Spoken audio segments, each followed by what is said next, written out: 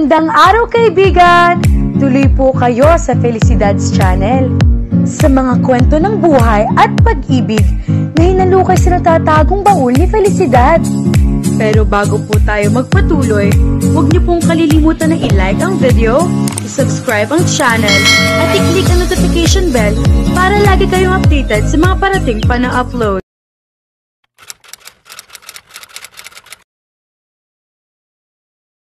Pasado alas 11 na ng gabi, tahimik na ang buong mansyon.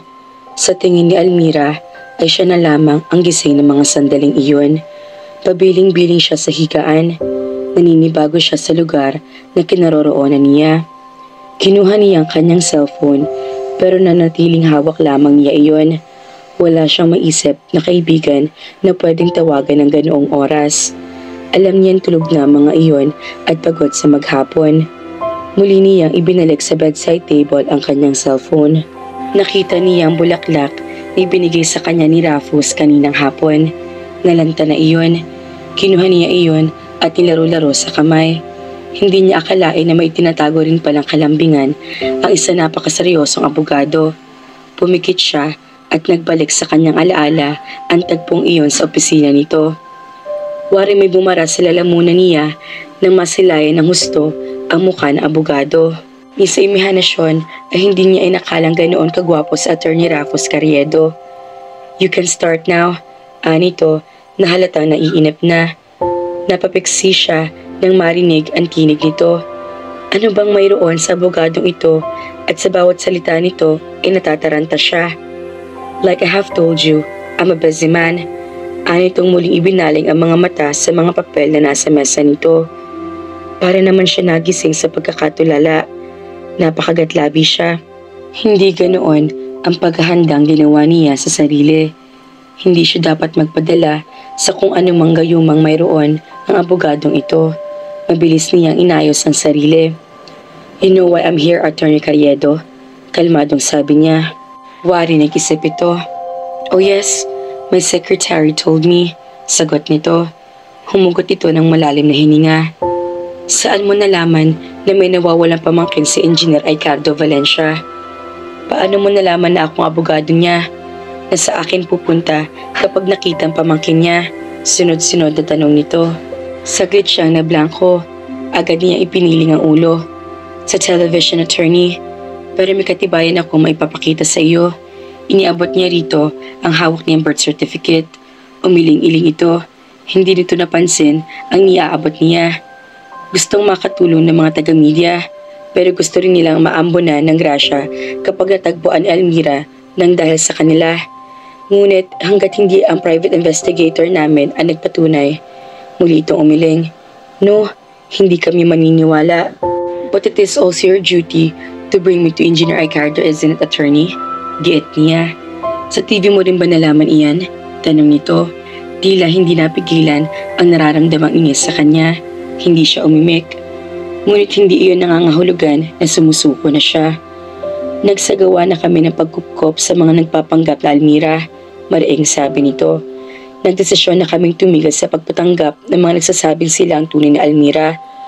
Hihintay na lang namin ang resulta ng investigasyon ng inupahan naming detective. Wala akong pakialam sa kung ano man ang napagkasunduan ninyo. Ang gusto ko sana ay makaharap si Engineer Ricardo at makita niya ako." Determinadong sabi niya.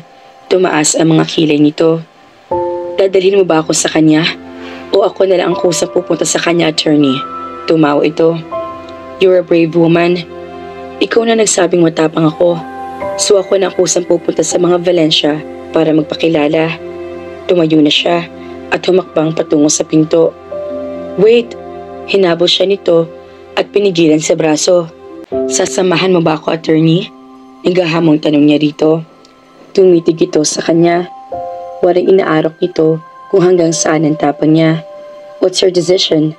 Tanong niya na sadyang ipinapakita ang kanyang pagkainip. Pumikit ito bago nagsalita. "Pero siguruhin mo lang na mapapatunayan mo nagsasabi ka ng totoo. Or else, baka sa korte o kulungan tayo magkita. Hindi kailanman mangyayari yan, attorney. A party is what we need." Basag ni Engineer Ricardo sa katahimikan. Kasalukuyan sila nag-aalmusal ng umagang iyon. Lahat ay nandoon, maging ang minsan lang umuwing si Joel na kapatid ni Princess ay kasalo nila. Panay ang sulyap na matalim ni Joel kay Almira. Binabaliwala na lamang iyon ng dalaga. "Tito, isn't it too early to hold the party?" ani Princess, sabay sulyap sa kanya. "Hindi pa natin napapatunayan siya nga talaga si Almira." "Well, hindi ko sinabing ang party na iyon ay para sa kanya," ani Engineer Ricardo. Nakangiting binalingan siya nito. "Gusto ko lang makasama mga amigo ko. Matagal-tagal na rin kami hindi nagkikita-kita," paliwanag nito. "Oh well, Tito's right. Nakakasawa rin namang puro trabaho ang tupagin nating lahat. Let's have a party," sabad ni Joel. Bago nito tinungga ang isang baso ng pineapple juice. "Basta party," umaamong isang Joel. Umiling-iling na sabi ni Princess habang nakatingin sa kapatid nito. "At nakakaramdam ka rin pala ng pagkasawa sa ginagawang pamamasyal sa ibang bansa. It's none of your business, Princess. At least, nagpapakilala na ako kung sino talaga ako. Unlike other people, kailangan pa magpanggap at magkunwari," ani Joel. Kahit nakayoko sa kanyang pagkain, batid ni Almira na matalim ang tingin ipinukol nito sa kanya. "What can you say, Almira?" tanong sa kanya ni Engineer Ricardo. Nag-angat siya ng tingin. "Bahala po kay Engineer," pilit ang ngiting sabi niya rito. Hindi niya pinansin si Joel na tila nais niyang tunawin sa pagkatitig nito sa kanya. Tumango na lamang si Engineer Ricardo. "You know what? I really admire you," napalingon si Almira nang marinig ang tinig na iyon mula sa kanyang likuran. Pagkatapos niya mag-almusal kanina, ay nagdesisyon siya pumunta muna sa garden para magpahangin. Mula na nagdaang araw ay nasa kwarto lamang siya at natutulog kung hindi man ay nagbabasa. Tinangka na rin niyang tumulong sa mga gawaing bagay, ngunit lahat ng katulong ay ayaw siyang patulungin. "Princess," nakangiting sabi niya nang malingunan ito.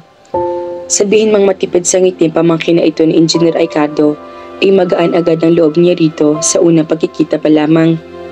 "Stop acting like an angel dahil alam ko kung anong pakay mo sa bahay na ito. Pero binabati kita. Mukhang napapaamo mo si Tito. Isang bagay hindi nagawa ng mga nauna sa'yo." Malumanay na sabi nito. Hindi siya umimik. Hindi niya inakalang tatarayan siya nito.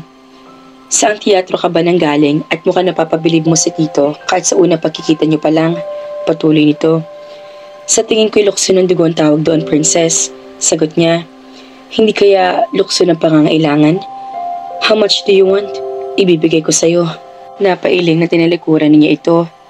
Wala siyang balak na patulan ito at wala siyang balak na gawin itong kaaway. "Hey, huwag kang bastos," pigil nito sa kanya. "Lalo akong magiging bastos kapag nag-usap pa tayo." Malumanay na pahayag niya bago niya muling tinalikuran nito at pumasok sa loob ng bahay. Ngunit pati pala doon ay may nag-aabang sa kanya. "Where have you been?" tanong ni Joel sa kanya. Nakasalubong niya ito habang paakyat siya sa hagdan. "Isa pa ito," ani niya sa isip. "Garden?" tanging sagot niya. "Kanina pa kita hinahanap pa," sabi nito na tila isa siyang utusan. Napatitig siya rito. Lahat ba ng kilos niya ibabantayan ng mga ito? Dapat ba siya magpaalam kung saan siya pupunta? Mula sa mayordoma hanggang sa mga amo ay walang ipinagkaibang pagturing sa kanya. "Hey, don't stare at me like that." Marahil ay nakaramdam ito ng pagkailang sa saway nito sa ginagawa niya. "Dapat nagpapaalam ka kung saan ka pumupunta." "Nagpahangin lang ako sa garden," ani niyang tumalikod na. Nakakailang hakbang pa lamang siya nang muling harapin ito. "Pupunta na ako sa kwarto." "Pero kinakausap pa kita," pigil nito sa kanya. "May gagawin pa ako. Kung gusto mo, mamaya na lamang o kaya bukas," naiinit sa sabi niya. Pagkatapos ay tumuloy na siya sa kanyang kwarto. Nakabili na si Almira ng damit, pero hanggang mga sandaling iyon ay hindi pa rin nakakapili si Princess. Tila lilibutin talaga nito ang buong mall. Napasok na yata nila ang lahat ng butik doon. Ang mga binili nito ay mga damit na kagaya ng mga isinusuot nito araw-araw. Alam niya na pilitan lamang ito na samahan siya. Si Engineer Ricardo may gusto na lumawas sila sa Maynila at bumili ng damit na isusuot nila sa party. Nagboluntaryo pa nga ang inhinyero na bibigyan sila ng pambili, ngunit tumanggi siya. Sinabi niya rito na may sarili siyang pera at siya na lamang ang bibili ng damit para sa sarili. Hindi na rin nagpumulit ang matandang lalaki. Saan ka rito sa Maynila tumutuloy, Almira? Biglang tanong nito sa kanya. Gulat na napatingin siya rito. Mula nang umalis sila ng hasyenda kanina at hanggang sa makarating sila sa Maynila, ay hindi siya nito kinikibo, na para bang itong walang kasama. Hey, I'm asking you, untag nito sa kanya. Natawa ito ng mahina, sabay hampas sa kanyang braso. Sa Muñoz, sagot niya, tumango ito. Bagay ba ito sa akin? Tanong nito sa kanya. Ipinakita nito ang isang baby blue na bestida. Bahagya siya napangiti. Hindi talaga niya ito maintindihan. Tumango siya rito. Yeah, lahat naman bagay sa iyo. Maganda ka kasi magdala ng damit. Sagot niya. Oh, you're a flatterer. Tumatawang sabi nito. Tinungunan nila ang cashier at binayaran nito ang bestida. Kontento ka na ba dyan sa binili mo? If you want, pahihiramin muna kita. Sabi nito na nakatingin sa nag-iisang shopping bag na bitbit niya. Thank you, but I'm okay. Tama na itong binili ko for the party. Sagot niya. Nakadama siya ng kasiyahan sa ipinakita nito. Nagkibet balikat ito. Okay, lumabas na sila ng mall. How about lunch? Tanong niya nang patungo na sila sa parking lot. Lagpas 12:00 na kasi nang tumingin siya sa kanyang relo. Kaya pala medyo naghihilo na siya. Parang gusto kong kumain ng seafoods. Okay lang ba sa iyo kung sa Bayanihan Restaurant tayo kumain? Tanong nito. Good idea. Let's go. At nagpatiuna na siya sa sasakyan. Walang imikan sina Almira at Princess habang kumakain sila ng pananghalian. Bukod sa nakatuon ang kanilang atensyon sa kanilang kinakain, ay batid ni Almira na pareho pa rin sila nakakaramdam ng pagkailang sa isa't isa. Kapag lumuluwas ako sa Maynila, itong restaurant na ito ang isa sa pinupuntahan ko rito. Gustong-gusto ko mga pagkain nila rito, lalo ng sinigang na sugpo. Maya-maya ay basag ni Princess sa katahimikan. Tumangutango siya. Dahil siguro bihira lang magluto ng seafood sa hasyenda. Sang-ayon niya. Napansin mo rin pala yun, nakangiting sabi nito. Actually, sa bahay, ako lang mahilig sa seafoods. Kung napapansin mo, lahat ng ulam natin doon, pork or beef, kung hindi man ay lamb. Yung kasing paborito ni Tito. Napatango siya. Princess, napabuntong hiningang tawag niya rito kapag kwan. Para nanghina siya bigla. Hindi niya alam kung saan sisimulan ang sasabihin. Tumigil ito sa pagsimsim sa iniinom na buko juice at tumingin sa kanya. Yes? Tanong nito. Princess, I don't know how to begin. Pilit ang ngiting sabi niya. Kumunot ang noo nito. Bakit?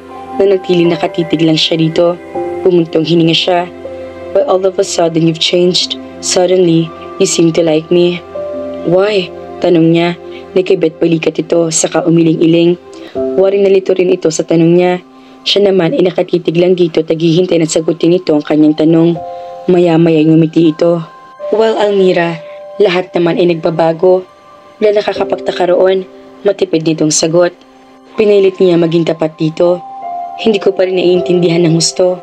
Sabi niya, sa ipinapakita mo ugali sa akin sa bahay at na pag-iiba noon ngayon dito ngayon tayo sa Maynila, ay masasabing walang ibang pwede maging dahilan. Unless nakikipagplastikan ka lang sa akin. Pero iniisip ko, anong mapapala mo kung gagawin mo iyon? Pilit niyang inaarok ang saloobin nito. Pwede kang umamin sa akin kung tunay o peke kang Almira. Nakibet balikat at sabi nito. Tumawa siya. Well, hindi ko basta aamin sa'yo kung naloloko lamang ba ako o hindi dahil unang-una, alam kong kakampi ka at isa ka ng Valencia. At sa umpisa pa lang, you've treated me as an enemy. Kahit nga wala kang basihan para gawin iyon, dahil ba natatakot ka? Tanong niya. Tumawa ito ng pagak. At saan naman ako dapat matakot? Tanong nito. Nadarating ang panahon na makikita rin ang tunay na Almira at may kahati ka na. Hindi ko alam kung sa anong kategorya mo siya ituturing na karibal. Sa kayamanan ng mga Valencia o sa atensyon ni Engineer Ricardo. Paliwanag niya. Tumawa ito ng malakas. Dahilan upang mabaling sa kanilang atensyon ng ibang mga kumakain sa restaurant. I really admire you, sabi nito. Nagpunas ito ng table napkin sa gilid ng bibig. Pwede kang psychologist. You're a great analyst. Napangiti na rin siya. Thank you, aniya bago ininom ang natitirang juice sa kanyang baso. But I'm sorry, hindi para sa akin ang analyst mong yan. You're wrong. Kapag kuwan ay sabi nito. Napakunot noo siya. At ano ang totoo? Girl, one day you'll learn why it changed suddenly. Sasabihin ko rin iyon sa'yo kung ikaw nga talaga ang Almira na hinahanap namin. Siyempre, titira ka na sa asyenda kaya malalaman mo na rin ang lahat. But for now, please believe me, na totoo ang paglapit ko sa iyo bilang isang kaibigan. Gusto kita maging kaibigan kahit hindi man ikaw ang tunay kong pinsan. Ngumiti ito na matamis sa kanya. Lahat ba ng mga nagpunta sa asyenda na nagsilbing sila si Almira Valencia, kinaibigan mo kahit sa bandang huli? E napatunayang peke sila? Tanong niya dito. Umiling ito. No, ikaw lang. Sagot nito. Bakit? Tumawa ito ng mahina. Hey, stop asking. Do you want me to be your friend or let's continue to... Agad siyang umiling. Okay, friends, sabi niya dito. Mga ka-Felicidad, mukhang naging mabait na kay Almira si Princess. Sana lang din maniwala ang lahat na siya ang tunay na Almira. Kaya naman, abangan!